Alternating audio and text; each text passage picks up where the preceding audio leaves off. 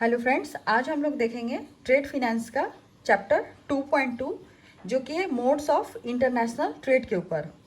तो फ्रेंड्स, जब हम लोग इंटरनेशनल ट्रेड में कोई ट्रेड इंस्ट्रूमेंट को चूज़ करते हैं तो ये हमारे किसी भी इंटरनेशनल ट्रांजैक्शन को जो है काफ़ी स्मूथली कैरीड आउट करता है। तो अभी फ़िलहाल जो है 3 मेजर जो है वे ऑफ इफेक्टिव पेमेंट है इंटरनेशनल ट्रेड में, जिसमें कि पहला है क्लीन पेमेंट जो 2 तरह का होता है, पहला एडवांस पेमेंट और दूसरा open account.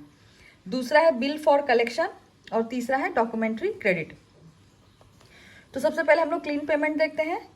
Clean payment transaction में जितने भी शिपिंग डॉक्यूमेंट होते हैं इंक्लूडिंग टाइटल डॉक्यूमेंट, ये ट्रेडिंग पार्टीज जो है वो डायरेक्टली हैंडल करते हैं। इसमें रोल बैंक का जो रोल है वो काफ़ी लिमिटेड होता है।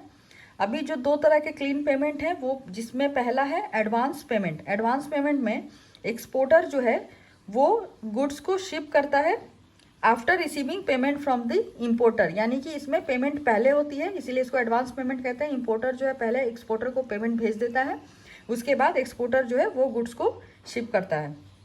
दूसरा है ओपन अकाउंट। ओपन अकाउंट में इम्पोर्टर जो है वो बाद में पे करता है जब एक्सपोर्टर उसको गुड्स भेज दे, यानी कि जब वो गुड्स एक्सपोर्टर से रिसीव कर लेगा उसके बाद वो पेमेंट करेगा।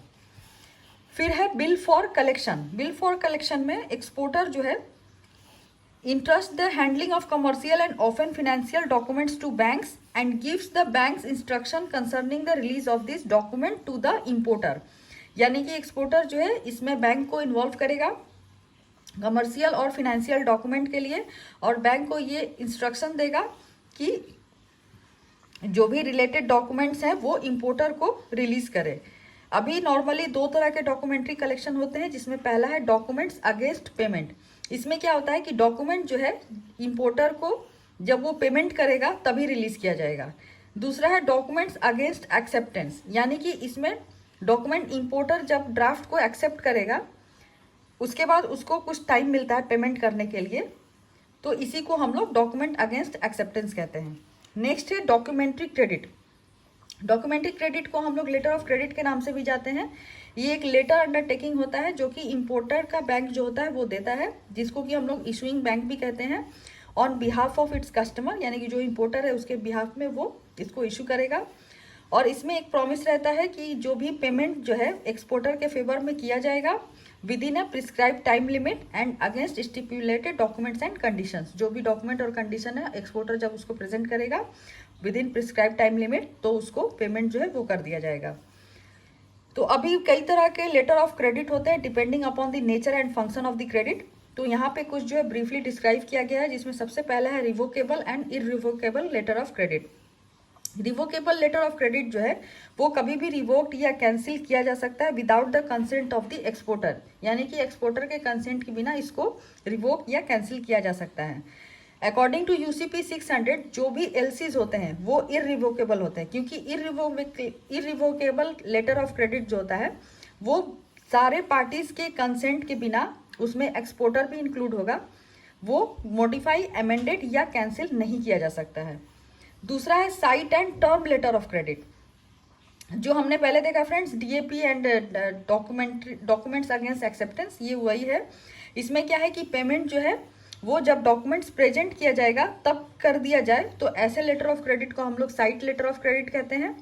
और पेमेंट जो है अगर फ्यूचर में किसी फिक्स टाइम पीरियड के बीच में आफ्टर प्रेजेंटेशन ऑफ डॉक्यूमेंट किया जाए तो उसको हम लोग टर्म लेटर ऑफ क्रेडिट होते हैं। टर्म का मतलब ही कि वहाँ पे उसको कुछ टाइम दिया जा रहा है पेमेंट के लिए, तो वो हो गया टर्म लेटर ऑफ क्रेडिट। फिर है confirmed letter of credit. Confirmed letter of credit में एक बैंक होती है जिसको कि कन्फर्मिंग बैंक कहते हैं। ये एक कमिटमेंट देता है इशूइंग बैंक को कि वो एक्सपोर्टर को पे करेगा on behalf of issuing bank, अगर एक्सपोर्टर जो है एलसी में जो भी टर्म्स कंडीशन लिखे हुए हैं उसको फुलफिल करता है। तो confirmation of LC is sometimes requested by the beneficiary. जो बेनिफिशियरी होता है वो रिक्वेस्ट करता है कि उसको कभी कभी एलसी के ऊपर कन्फर्मेशन चाहिए, और ऐसे बैंक के द्वारा वो कंफर्म होना चाहिए जो उसको वो जानता हो, और प्रिफरेबली जिस कंट्री का वो है बेनिफिशियरी उसी कंट्री में वो बैंक होना चाहिए, ताकि वो इसको ईजिली जो है डील कर सके instead of dealing with a foreign bank. इसके एडिशन में कुछ और भी अदर टाइप्स के लेटर ऑफ क्रेडिट होते हैं फ्रेंड्स, जैसे transferable letter credit, back to back letter of credit, stand by letter of credit, जिसको कि हम लोग जो हमारा डॉक्यूमेंट्री क्रेडिट चैप्टर है उसमें हम लोग इसको देखेंगे। तो अभी इस चैप्टर में इतना ही है फ्रेंड। तो नेक्स्ट वीडियो में हम लोग नेक्स्ट चैप्टर के साथ मिलेंगे। तो तब तक के लिए keep watching our channel and thank you for watching this video.